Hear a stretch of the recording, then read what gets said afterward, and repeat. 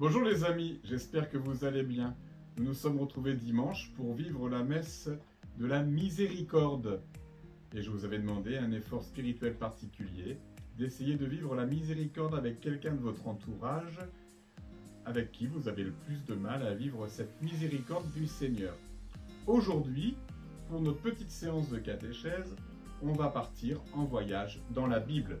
Vous savez que la Bible est la parole de Dieu pour les chrétiens. Elle est composée de l'Ancien Testament avec 46 livres et du Nouveau Testament avec 27 livres. Eh bien nous, aujourd'hui, on va partir dans le Nouveau Testament avec un auteur de ce Nouveau Testament qui est Saint Luc. Et peut-être que ceux qui suivent la catéchèse avec moi, en particulier les 6e, 5e, vous vous souvenez que Saint Luc est l'auteur de l'Évangile de Saint Luc et des Actes des Apôtres. Et comment on le sait? Grâce aux 2 premiers chapitres dans chaque livre où Saint Luc s'adresse au Théophile. Alors Théophile, c'est un prénom, mais ça veut dire aussi quelque chose de bien particulier. Théo, ça veut dire Dieu, et philo, ça veut dire ami. Théophile, c'est celui qui est l'ami de Dieu. Cela veut dire aussi que quand Saint Luc écrit ces 2 livres, eh bien, il s'adresse à chacun de nous. Le livre des Actes des Apôtres commence lorsque les apôtres sont enfermés au Cénacle. Après la mort et la résurrection de Jésus, ils retournent à Jérusalem et là, ils sont enfermés pendant 50 jours dans le Cénacle. Ils ont peur. Ils ont peur parce qu'il y a un climat de haine à Jérusalem. Ils ont peur parce qu'ils ont peur aussi d'être arrêtés par les gardes et de subir le même sort que Jésus.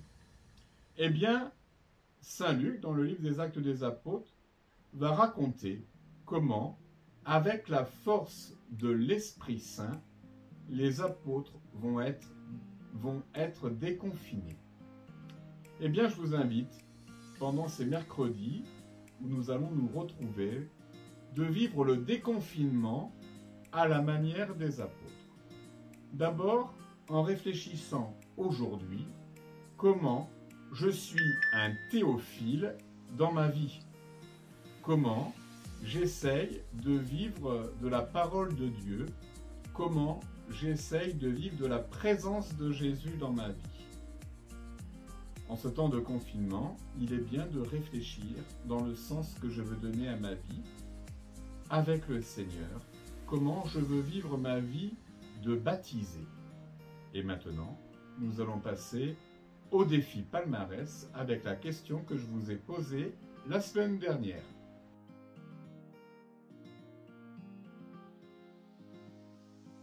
La question de la semaine dernière pour le défi palmarès était: quel apôtre est arrivé le premier au tombeau de Jésus ouvert? Et nous avons reçu un certain nombre de réponses qui, certaines, m'ont surpris. Nous les regardons. Salut, je m'appelle Enzo Pellegrini. Je suis le capitaine de la compagnie des voltigeurs, donc les rouges. Et la réponse que je crois que c'est ça à la question, pour moi c'est Saint Pierre, l'apôtre qui est rentré en premier dans le tombeau de Jésus. Je crois que c'est pas ça, Enzo. Ce n'est pas Saint Pierre qui est arrivé en premier au tombeau de Jésus. Nous regardons la suite. Tristan Perjois, compagnie des Croisés. La réponse à la question est Saint Paul apôtre qui est allé premier au tombeau de Jésus-Christ. Vous comprenez mes cheveux blancs? Non, Tristan, ce n'est pas Saint Paul qui est arrivé au tombeau de Jésus. Regardons la suite. Célia Pellegrini, je suis dans la compagnie des Corsaires et je pense que le premier apôtre à être entré dans le tombeau de Jésus est Jean, le disciple bien-aimé. Bonjour, je suis Hector Bergas de la compagnie des Chevaliers et ma réponse à la question c'est Jean. Bon, je m'appelle Eulalie Bergas, capitaine des Croisés, et la réponse à la question c'est Jean. Bravo Célia, bravo Hector, bravo Eulalie. C'est bien sûr Jean qui est arrivé en premier au tombeau de Jésus, mais il n'est pas rentré pour laisser Pierre entrer en premier et constater que le tombeau était vide. Toutes mes félicitations à ces trois compagnies. Et nous allons maintenant aller voir les points au palmarès avec le supérieur.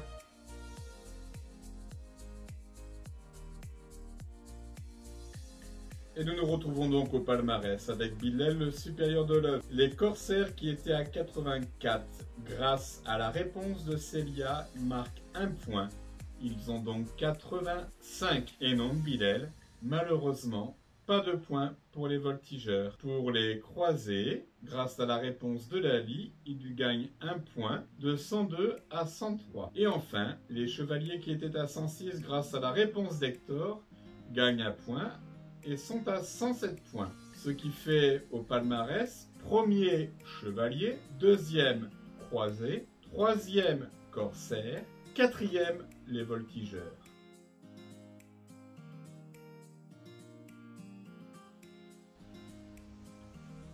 Merci d'avoir participé à ce défi.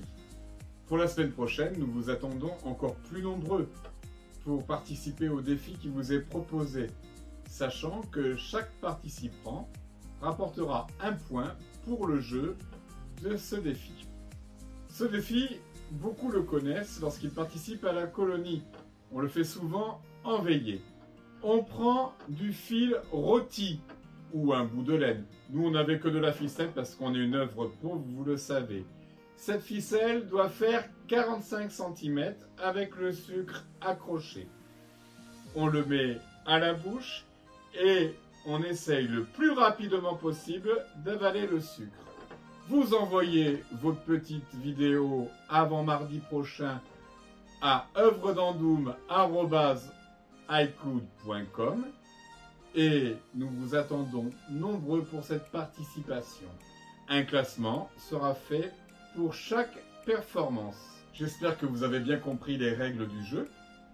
Je vous attends dimanche pour la messe en direct, en live sur notre page Facebook qui s'affiche en bas à 11 h. Soyons nombreux.